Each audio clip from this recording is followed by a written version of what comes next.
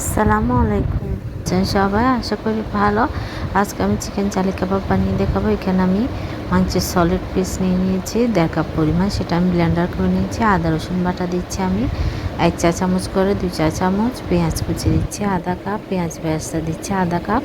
সব কিছু আপনার মাংসের পরিমাপের উপর নির্ভর করে দিবেন। আপনারা চাইলে কিন্তু এখানে বিফ বা মাটন দিয়েও বানাতে পারেন, কিন্তু সলিড মাংসটাই দিবেন। মরিচ গুঁড়া দিয়েছি 1 চা চামচ, গরম মশলা আধা চা চামচ, গোলমরিচ গুঁড়া আধা চা চামচের থেকে সামান্য একটু কম 1 চা চামচ, লেবুর রস। আপনার যদি লেবুর রস অ্যাভেলেবেল না থাকে তাহলে আপনার ভিনেগারও দিতে পারেন, সাদা সিরকা 2 চা চামচ, টমেটো সস, ব্রেডক্রাম দিচ্ছি আমি এখানে 3 থেকে 4 চা চামচের মতো ব্রেডক্রাম, ধনেপাতা কুচি পরিমাণ মতো, পুদিনা পাতা কুচি পরিমাণ মতো, কাঁচামরিচ কুচি। ঝালের স্বাদ অনুযায়ী আপনারা যতটুকু ঝাল পছন্দ করেন সে অনুযায়ী দিয়ে নেবেন। দিয়ে এবার সব কিছু ভালো করে মিক্স করে নেব। আমি কিন্তু লবণটা পরে অ্যাড করছি, কারণ আমি এখন ভুলে গিয়েছিলাম, তাই আমি পরে কিন্তু লবণটা অ্যাড করেছি। স্বাদ অনুযায়ী দিয়ে সব কিছু ভালো করে মেখে নেব। একটু সময় নিয়ে মেখে নেবেন, তাহলে সব কিছু ভালোভাবে মিক্স হবে। আর আপনার কাবাবের ফিনিশিংটাও ভালো আসবে, তাই একটু সময় নিয়ে মাখবেন সব কিছু। দেখুন আলতো হাতে সব কিছু ভালো করে মিক্স করে আমি স্বাদ অনুযায়ী লবণটা অ্যাড করে দিব। আর আপনার চিকেন বা বিফ বা মাটন পরিমাণটা আপনার যতটুকু হবে আপনার সব কিছু কিন্তু সেটা ব্যালেন্স করে দিবেন। আমার যেহেতু 1.5 কাপ পরিমাণ চিকেন, তাই আমি সে অনুযায়ী দিলাম। আর আপনারা যদি আমার পরিমাণে বানান তাহলে আপনারাও সেরকম দিবেন, আর বেশি হলে সব কিছু বেশি অ্যাড করবেন। আর এখানে আমি টোস্ট বিস্কুটের গুঁড়া দিয়ে দিচ্ছি 2 থেকে 3 চা চামচ পরিমাণ। এটা বাইন্ডিংয়ের জন্য ভালো কাজ করে, তাই আমি দিলাম। তারপর স্বাদ অনুযায়ী লবণটা অ্যাড করে দিচ্ছি, দিয়ে আমি সব কিছু ভালো করে মিক্স করে নিব। এবার আমি 10 মিনিটের জন্য রেখে দিয়েছিলাম রেস্ট হওয়ার জন্য। এবার 10 মিনিট পর আমি হাতে একটু তেল মেখে নিচ্ছি, কারণ তাহলে একটু খুব সুন্দরভাবে হয়ে যাবে স্মুথলি।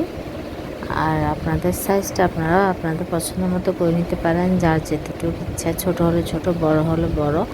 জালি কাবাব কিন্তু সাধারণত একটু বড় বড়ই হয়, দেখতে ভালো লাগে, খেতেও ভালো লাগে। একটু বড় বড় হলে সুন্দর লাগে। আপনারা কিন্তু একটু বড় করে বানাতে পারেন, আর যেহেতু এটা হোমমেড বাসায় একটু বড় করে বানালে ভালো। দেখুন আমি কিন্তু মিডিয়াম করে বানাচ্ছি, কারণ এটা ডিম দিয়ে যখন ফ্রাই করবো এটা আরও একটু বড় হয়ে যাবে।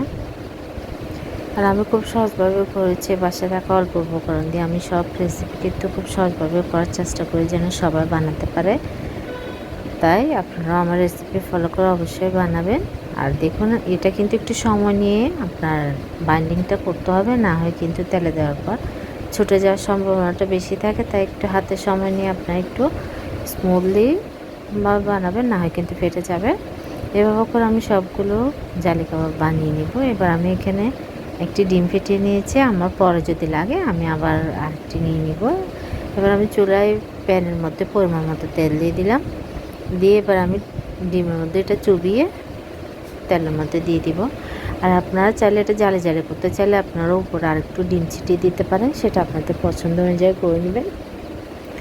জালি কাবাব মানে কিন্তু এটাই, ডিমের যে একটা ঝুরি করে দিতে পারেন উপরে ছিটা দিয়ে দিয়ে। আমি কিন্তু করলাম না, আমি জাস্ট নর্মালি ডিমে চুবিয়ে দিয়ে দিচ্ছি। দেখতে পাচ্ছেন আমি কিন্তু একটু বেশি পরিমাণে দিচ্ছি ডিমটা, যেন একটু জালি জালি হয়। এটা দেখতে পাচ্ছেন এটা কিন্তু অনেকটাই হয়েছে, কিন্তু আপনারা যদি আরেকটু বেশি জালি জালি চান তাহলে কিন্তু আপনারা হাত দিয়ে ছিটিয়ে ছিটিয়ে উপরে আপনারা কাবাবের উপরে কিন্তু ছিটিয়ে দিলে এটা কিন্তু আরও কিছুটা জালে জালে হবে। আমি কিন্তু ডিমের পরিমাণটা একটু কমই রাখতে চাচ্ছি, তাই আমি বেশি দিলাম না। কিন্তু জালি কাবাব মানে কিন্তু এই জালিটা ডিমের যে উপরে জালিটা করা হয় সেটা, যার জন্যই কিন্তু এই কাবাবটাকে জালি কাবাব বলা হয়। তাই আপনার উপরে আর একটু ডিম ছিটিয়ে ছিটিয়ে দেবেন, তাহলে এটা দেখতেও সুন্দর লাগবে, আপনাদের ভালো লাগবে। যার যেমন ভালো লাগে সেটা করে নিতে পারেন। আমি কিন্তু এভাবে নর্মালি করে নিচ্ছি। এভাবে করে আমি এখন সবগুলো কাবাব ভেজে নিব।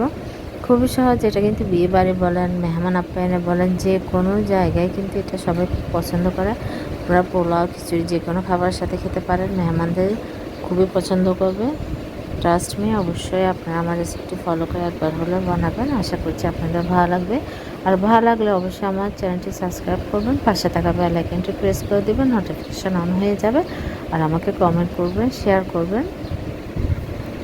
দেখুন কতটা সুন্দর হয়েছে, খেতেও কিন্তু বেশ মজা হয়েছে। তাই অবশ্যই আপনারা বানাবেন, তাহলেই বুঝতে পারবেন। আমি পরিবেশনের জন্য নিয়ে নিলাম। এটা আপনার সামনে কিন্তু কোরবানি ঈদ, আপনারা চাইলে কিন্তু কোরবানি ঈদেও এটা বানাতে পারবেন। বিফ দিয়েও করতে পারেন, মাটন দিয়েও করতে। এই রেসিপিটা কিন্তু সবাই খুব পছন্দ করবে, ছোট থেকে বড়। তাই অবশ্যই এই জালি কাবাবটি আপনারা একবার হলে ট্রাই করবেন। এটা কিন্তু গরম গরম খেতে ভালো লাগে। আপনার ভাত বলেন যে কোনো, আপনারা এমনিও কিন্তু মেহমানদের দিতে পারেন, সবাই খুবই পছন্দ করবে। আমার রেসিপিটি অবশ্যই ট্রাই করবেন। আর আমি সবসময় খুব সহজভাবে করার চেষ্টা করি। আশা করছি আপনাদের ভালো লাগবে। আর ভুল ত্রুটি হলে সরি। আল্লাহ হাফেজ, আসসালামু আলাইকুম।